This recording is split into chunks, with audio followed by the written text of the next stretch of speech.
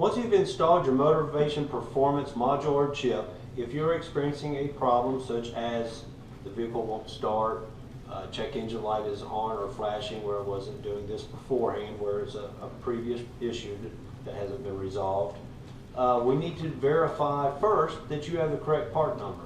So let's call Motorvation, or if you have a catalog, or go on our website, motorvationefi.com, and let's verify that you have the correct part for your application. Once that has been confirmed, then we need to verify a few different things. So first, if you have the GM standard chip that has the black plastic carrier over it, just simply let's remove it one more time.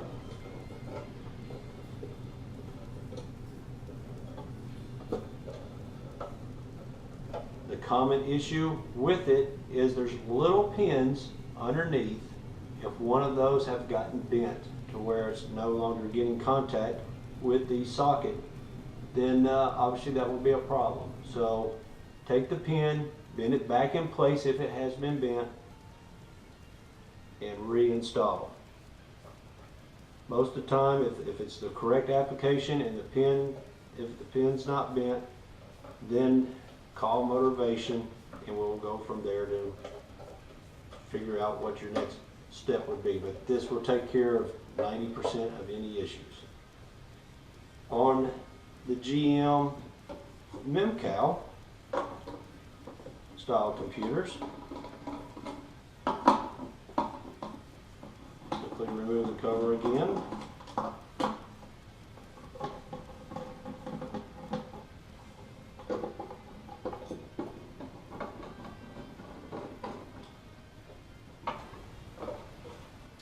With the Motorvation adapter board, we want to make sure that it is firmly seated, that it has not come loose, that the levers were not all the way latched and has caused the module to actually become unseated from the computer. If all that is in there good and steady, just go ahead and remove the adapter. Verify that we are jumping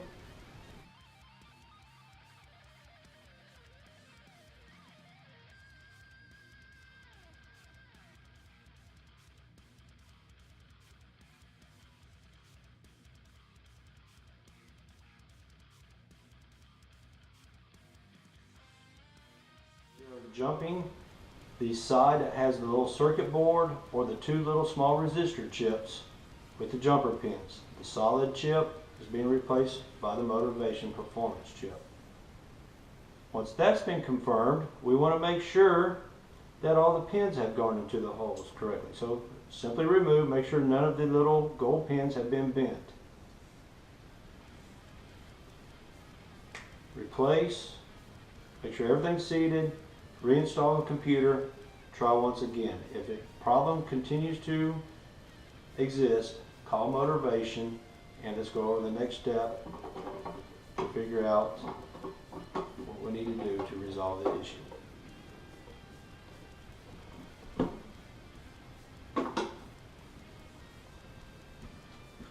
On the Ford computer, first thing we want to do is make sure that the module is still seated correctly. So just simply remove your tape, look at it, make sure that it's sitting straight to the case. We want to make sure if it's cocked in any way, then it may not have good connection between the circuit board and the module. Once we've confirmed that it's in there good and solid and straight, simply remove the module by wiggling it back and forth, because it does have a tight fit. Look at the connector on your module, make sure that there's not any debris of any kind, grease or anything that could be on the connector causing an issue. We may have to go back through, take your cover back off, and just double check that we have good, clean connector for contact. So simply go back through, reinstall the chip from the beginning, put it back in, make sure it's good and straight on the board, and reinstall. If the problem persists, call Motorvation